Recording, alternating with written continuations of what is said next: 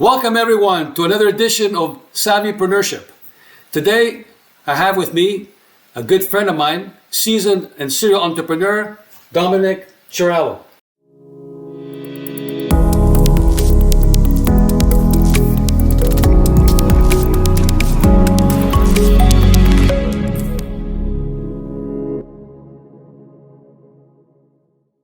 Hey James, how you doing? Good, yourself? Good to see you. Wonderful.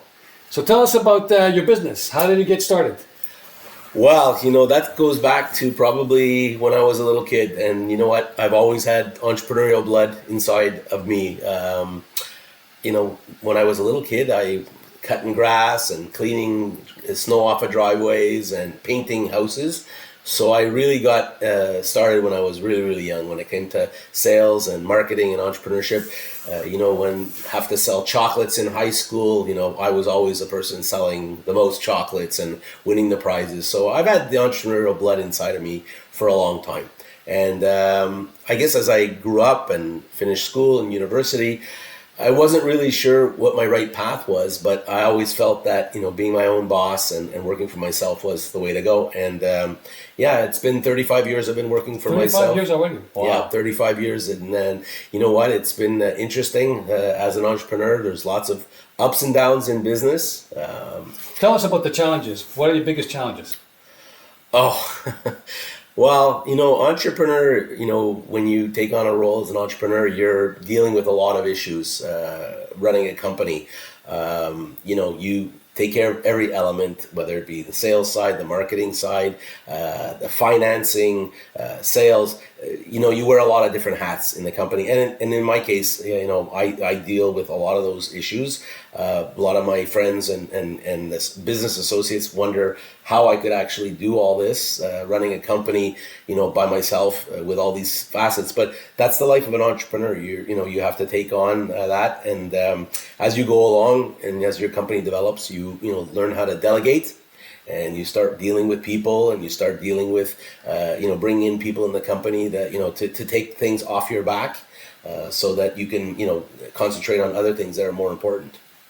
What would you say is your biggest pain point? Would it be funding? Would it be marketing? I think in any entrepreneurial business, it's always got to be funding for sure. It's kind of the chicken or the egg. What comes first? The sales. Production. You need money to make goods. You need money to have goods on the shelf to sell. And the thing is, you also need buyers, and you need to be, need to have sales networks, retailers, wholesalers, direct online. So it's a double-edged sword because money is the most important thing. And I've always said to many entrepreneurs and many people that I know that you better have a good banker. You better have somebody who knows you, who believes in you, and when the chips are down and you need money for inventory, that they're there for you. Because you might have a great idea, you might have a great product, you might even have sales. The thing is, if you don't have the financing to produce the goods for those particular clients, you're in trouble. So you better have good financing. You better have a good banker. That's all I tell most people when it comes to young entrepreneurs. Make sure that you develop a good relationship. Tell us about your products. Well, I started out originally way back when in the promotional industry. So I was doing domestic promotional products for companies. So like the pens with the company logos? All kinds of things. Anything. Back then, a lot of apparel. World has changed a lot in the promotional industry now. It's very low-priced items. Unfortunately, a lot of dollar store type items now in the promotional industry. But back then, a lot of apparel, jackets, leather, and then also, nice, wallets and briefcases and things like that. So I've been in the promotional business as a distributor and as a manufacturer for a long time.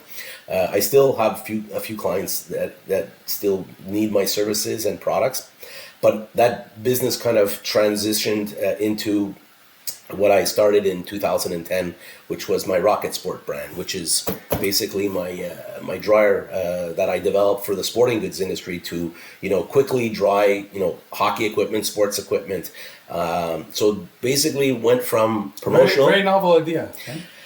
Well, being an ex-hockey player, I kind of built it from, I guess, necessity. A lot's funny, over the years, people said, why didn't you do that, 20 years ago, or even further ago when you were coaching kids and things like that. But yeah, I built it from necessity because, being an ex-professional hockey player and being an athlete who still plays hockey, when your equipment gets wet and you play, twice a week. It stinks. Yeah, it stinks. It's wet, and there's nothing worse than getting into wet equipment. Plus, it's not a healthy thing because you get rashes and infections and things like that when it comes to your skin. So this product not only helps dry equipment, but it also keeps your equipment in a healthy state of mind, in the sense that you're not putting something on that's full of bacteria that could effectively make you sick. So you definitely found a problem to a solution. Or find a solution to a problem. Yeah, you could say so. Yeah, again, what? We get a lot of feedback from consumers, and they love the product, and they've talked about, some people write us and say, oh, we've had the product for 10 years and it's still working great. I mean, obviously there's other clients, where it breaks down and things like that after a few years, but, we warranty our products, we stand behind our products, and it's funny because this morphed into even different products of the same brand, which were larger, and then we end up dealing with mascots in the mascot industry. So what happens is, you start in the hockey industry or sporting goods industry or hunting and fishing, and then, I was approached by some mascots saying, we use your product for the smaller parts of our costume. The thing is, our larger costume won't fit into the small one. So if you're interested, we'll work with you, and if you can develop something a bit bigger and stronger, we'll help spread the word. And so that happened probably in 2012 with mascots from the National Hockey League, and a lot of the mascots from the NHL were starting to use my dryer, and they're all friends, so they told people in Major League Baseball, and they told mascots in the NBA. Yeah, and so these people would then approach me from the NBA, and these people from the NFL and Major League Baseball, and so now I have a lot of mascots that use our products in pro sports, and again, after that, there's even corporate mascots. So, all these brand name corporations have, particular mascots that represent their brand as well. So it's kind of funny that you never really expected to be working with or affiliated with mascots, and now I'm, my products are endorsed, and it's a great endorsement because these guys get gross and stinky and wet, and if they're endorsing your product, and some of these are very, very well-known mascots, it's an easy sell, because to tell a hockey player, tell a lacrosse player, a football player, my dryer will help dry out your equipment, keep you healthy and bacteria free.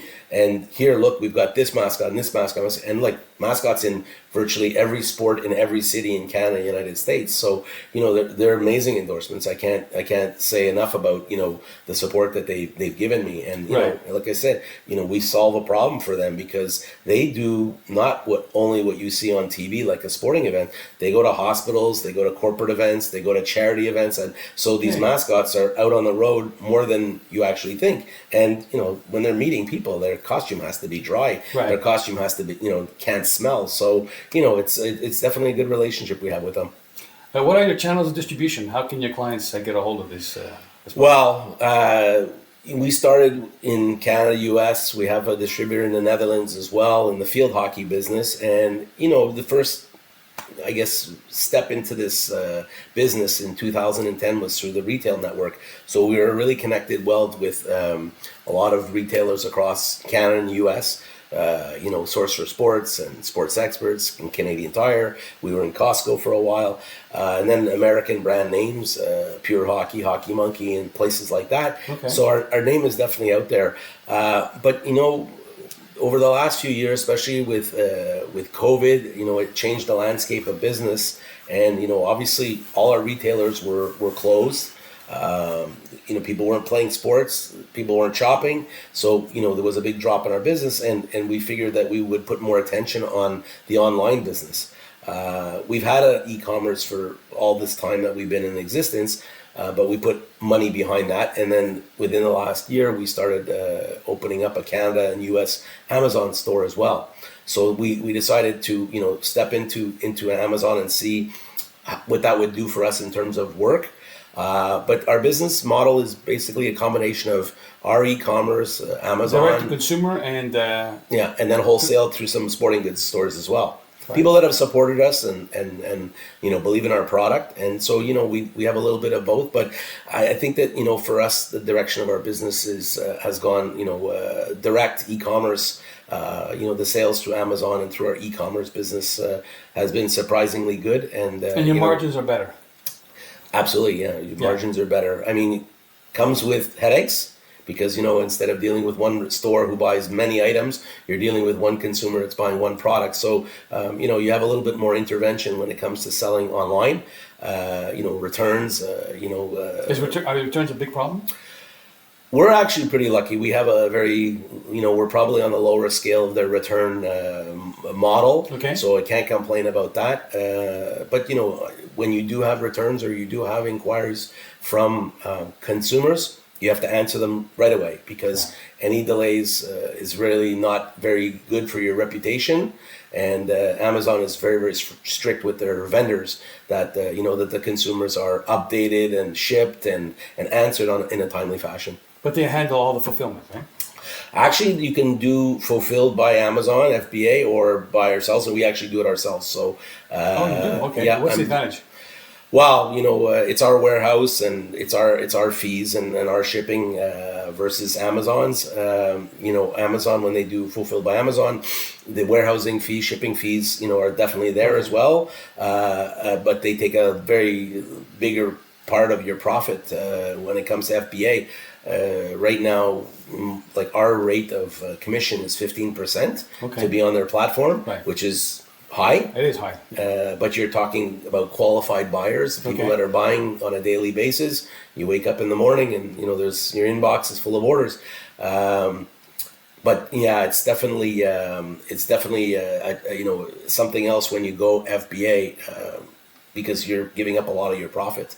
So I mean, you don't deal with more of the customer side of the deliveries or delays or returns, whatever. They take something off your back, but by taking something off your back, they're charging for you for something like that. So what happens is, your profit margin is left. Right now, we started our store, and the people that we work with that built our store said, you guys have an e-commerce business already in place. You already have a fulfillment center in Canada and US. So continue with that, but we'll funnel the orders from Amazon through that. So until things change, I mean, we're okay with fulfilling our orders by ourselves. Okay, and besides this, you have some new products, I understand. Yeah, it's been quite exciting. Imagine, we all suffered for years during COVID. In 2009, it was my last trip to China. I'm always there every year, a couple times a year, to source new products and get new ideas, see my factory for my existing products. And being an avid cyclist, and I really always been interested in bikes to the point where I wanted to start importing either some racing bikes or what is now trendy and very, very popular, electric bikes. So you opted for the electric bikes? I did, because I finally got back to China after 4 years. I went to a show exclusively for bikes, and the things I saw there were just amazing. It's almost mind-boggling that these bikes almost look like motorcycles today. And so I saw carbon fiber racing bikes, I saw hybrid bikes, I saw fat bikes, I saw electric bikes. I was like a kid in a candy store. It was like so amazing. So I found this one bike, which we kind of branded the Rocket Racer, which is a hybrid off-road e-bike, electric bike, and it's quite something else, because it's got a great climbing ability. It's got you drive it in the mud and the sand. You can go in water in it. I mean, it's a really, really amazing product. And so this was something that we decided that we were going to test out this year. Okay. We put in our first order late fall. And as I speak, the container just arrived in Canada, and we should have the product shipped into the warehouse pretty soon. Yeah, right in time for the spring and summer, right? Yeah, my brand name, my Rocket brand is primarily a seasonal product. Probably, I would say 8 months a year. I mean, we start getting busy on that mid to late summer, and then it runs all the way into like March, beginning of April. And then there's a quiet time for us. So I was trying to find a product that would, bring up our quiet time. And the bikes definitely do that. Plus, the thing is, this bike is a year-round bike. So it's not something where, come October, November, we'll be worried that the inventory that we have is just going to sit there, because, these bikes work perfectly fine in the snow. And me, who's a road bike cyclist, I've never had an e-bike and I've never had it. So I'm pretty interested in seeing how I'm going to like it, because, most cyclists are on a trainer all winter long, and it's right. really boring when you're used to being out on the road and enjoying the road. So this fat bike, to me, will be my chance of getting out on a bike in the wintertime. I mean, I can't ride a road bike in the wintertime, but this will be like something else. So listen, even if I get out 10, 15 kilometers a day, which is small compared to what I do during the regular season on my road bike, it's still, you're getting out, you're enjoying nature. It's an excuse to get outdoors, eh? Yeah, you're getting your vitamin C, and you're enjoying the nature, because you can't do that on a road bike. So people that are serious cyclists, or people that are cyclists, are restrained to indoors. So the e-bikes and these fat bikes are great, because you can get out. And you know what? With the electric, if it's too much of a struggle when you're cycling, a bit of snow, you can give it the throttle and let the electric bike kick in, and it rides like a motorcycle. And it's a wonderful experience. Like I said, I'm convinced now that I've seen them and read them, and to the point where I'm saying to myself, at least now I won't be able to say, oh well, I have a down season now on my biking. Right. I can put on a snowsuit. I mean, it's not the most comfortable, but get out on a bike and enjoy a nice sunny day, even though if it's 0 Celsius or lower. But you get out and you're enjoying some exercise and some fresh air. So yeah, very excited about it. And who's the target market? Well, this is, it's hard to say target market. It's so varied. I mean, the e-bike business has brought, people that are much older back onto their bikes.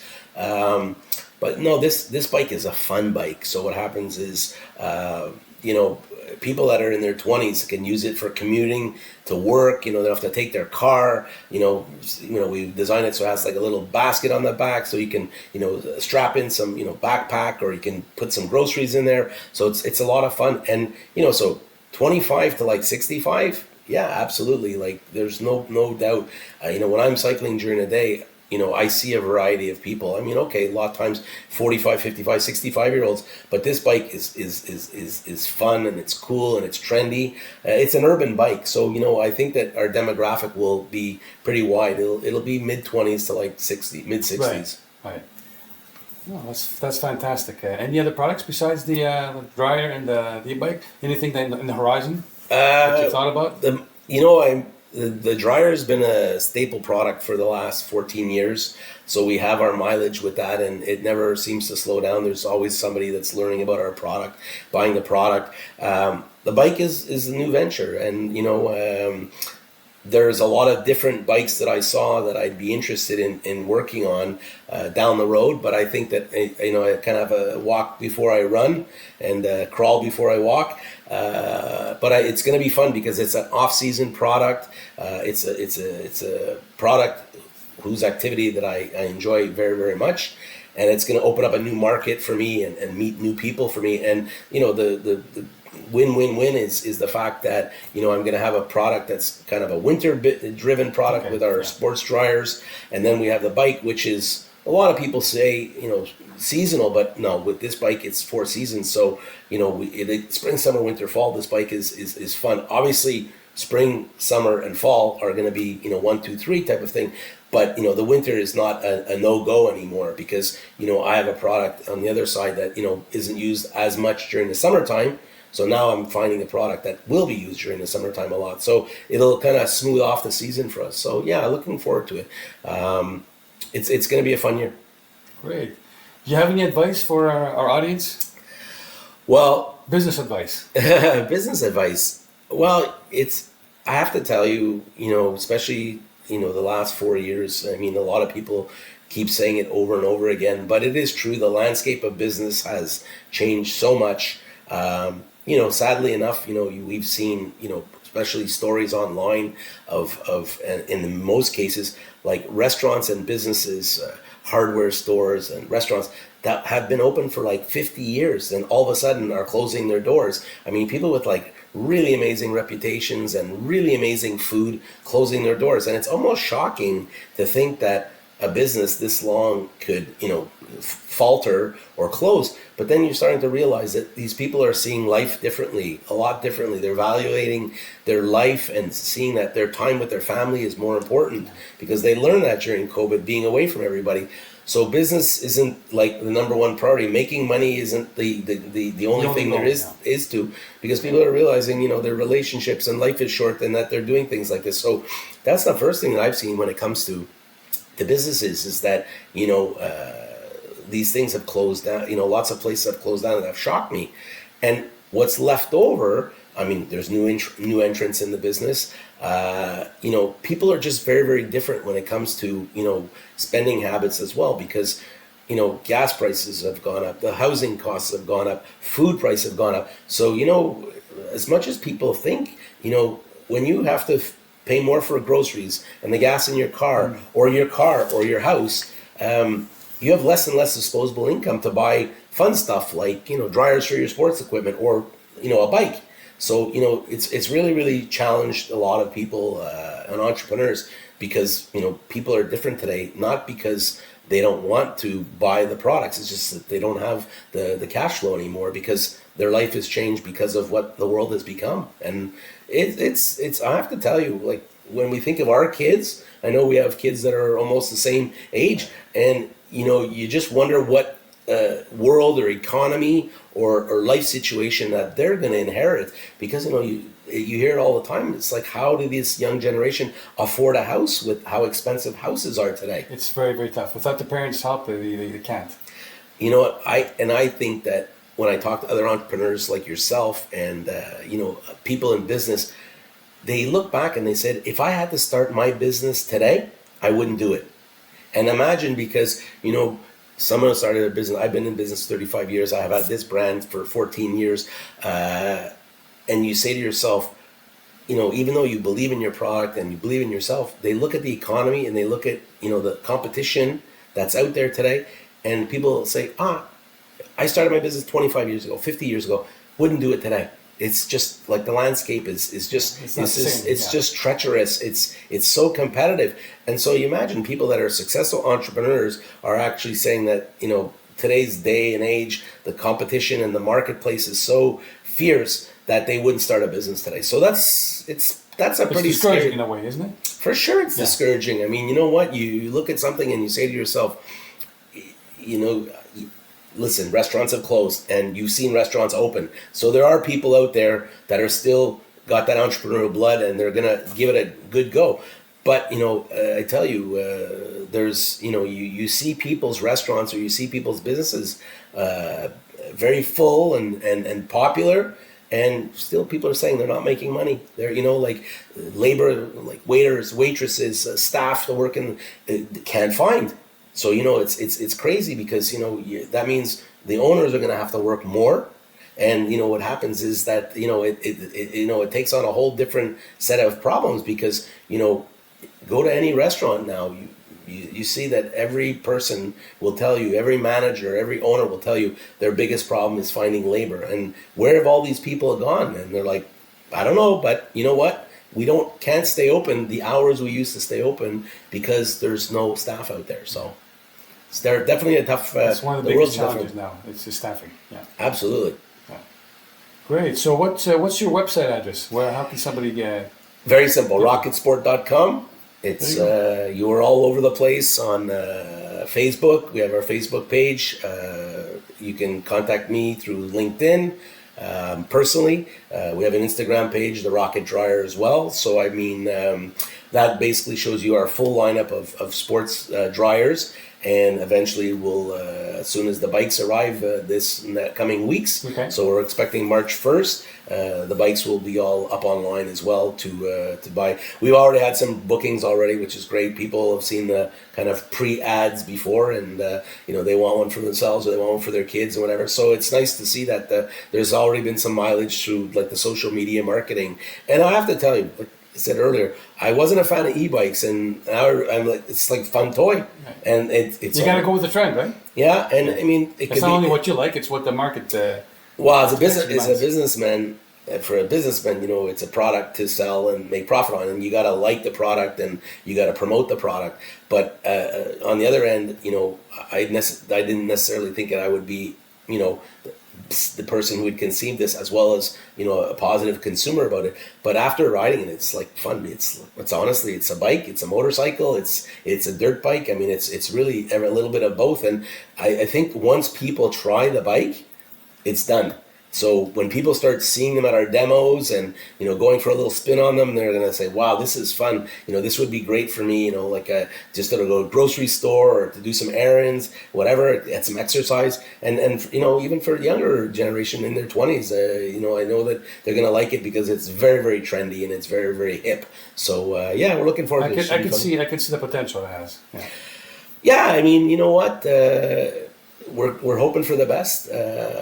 As I said, usually my gut feeling isn't wrong, and it just I spent a week at a trade show looking at bikes, and I've been lucky in my life that I was always able to go to China and spot a gem out of thousands and thousands of things, and I'm bringing back a bike that not many people have seen before. So it's not just like any other road bike or hybrid bike or fat bike. It's different. People look at it like, wow, that's really cool. I love that construction. It's big and chunky and strong. So, and that's exactly what I wanted, because I didn't want to bring back a bike that everybody else had, because if I painted this color, that color, or put this logo or that logo on it, doesn't make a difference. Everyone's going to say, this looks like any other bike that I see. So I'm bringing in a bike that's definitely different. But like I said, after riding it, I mean, it's fun like you can't imagine. So that's the biggest upside of it. Great. Well, Domenic, I wish you much more progress and success moving forward. I appreciate it. You're going to do very well. I appreciate it. And I'll wait for your first order. You bet. I hope there's going to be a family discount. For sure. Buy two, get one free. But no, that's good. I appreciate the time, and thanks for helping me promote the Rocket Sport brand and the new e-bikes. And I'm sure we'll probably get out this summer and try a bike together. You're going to love it, I'm telling you. And thank you for your words of wisdom. Anytime. Much appreciated for the audience. Appreciate it. Great. So there you have it. If you enjoyed the segment, please give it a thumbs up. And thank you for watching. Cheers.